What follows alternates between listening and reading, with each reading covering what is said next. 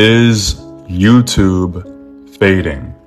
YouTube just released a monetization requirement saying that all new content creators need to come up with 8,000 watch hours and a total of 20 million short views in order to get monetized. So this means that if you are not monetized in February of 2027 with 4,000 watch hours, 1,000 subscribers, and 10 million short views, you will need to double your work content in order to get monetized and paid.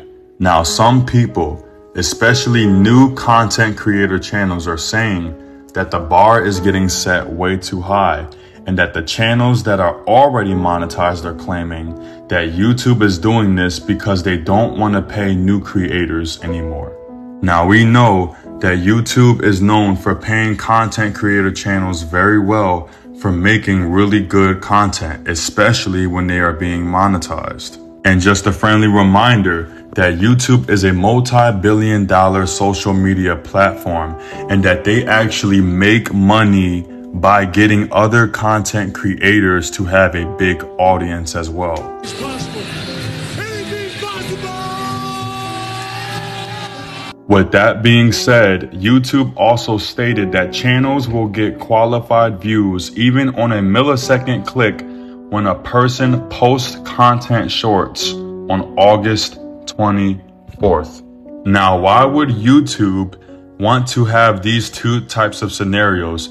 Basically making new content creators a harder path for qualification and monetization, but at the same time allow formal and new content creators to get more clicks. Some people have stated that they aren't trying to pay new creators, and others think that YouTube is just secretly gatekeeping. But we need to understand the overall issue going on here. Now, we know that YouTube is a social media platform.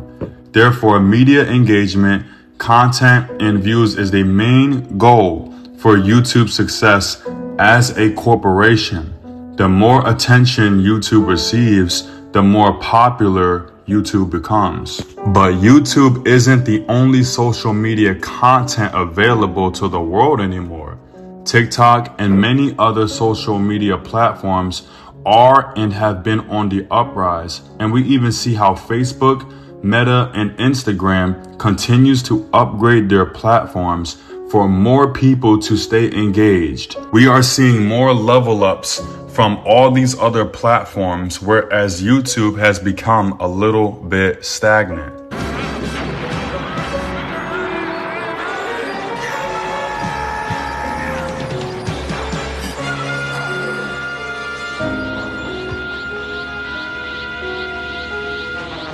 TikTok also even allows multi-live group interactions, whereas YouTube only allows 2 people to go live at a time with creators. Even with a new TikTok account, you are more likely to attract a bigger audience than you are on YouTube. You would think that because YouTube has been around for so long, they would carry the same badges that TikTok has. Mind you, TikTok is only a 10-year platform, whereas YouTube is a 21-year social platform. It just seems like TikTok and all these other platforms make it a little bit easier for you to get monetized, to have an audience, and even to get paid, whereas YouTube is making the job seem a little harder. And I think one of the biggest reasons why YouTube is still becoming irrelevant when it comes to having people to be monetized is because YouTube, again, likes to pay people very well. I think the logic here is pretty simple.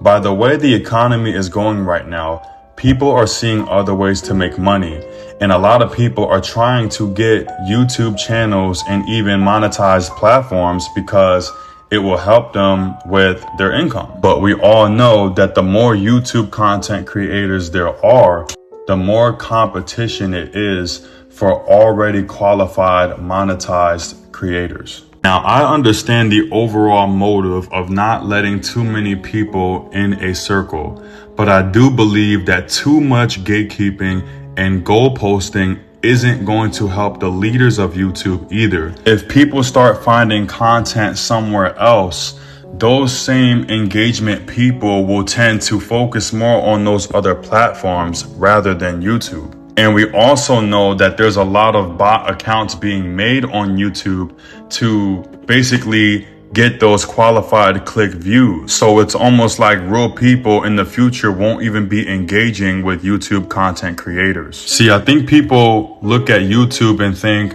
well, YouTube is afraid of losing money, so therefore they're not going to pay more workers. People forget that YouTube is still a corporation, and a lot of corporations today want to get workers and get the labor, but at the same time, they don't want to have to pay immediately. It's almost like YouTube is giving all these new content creators an internship in order to qualify for view count to make them look big, but at the same time, not willing to pay them until they are monetized. Just like all companies, right?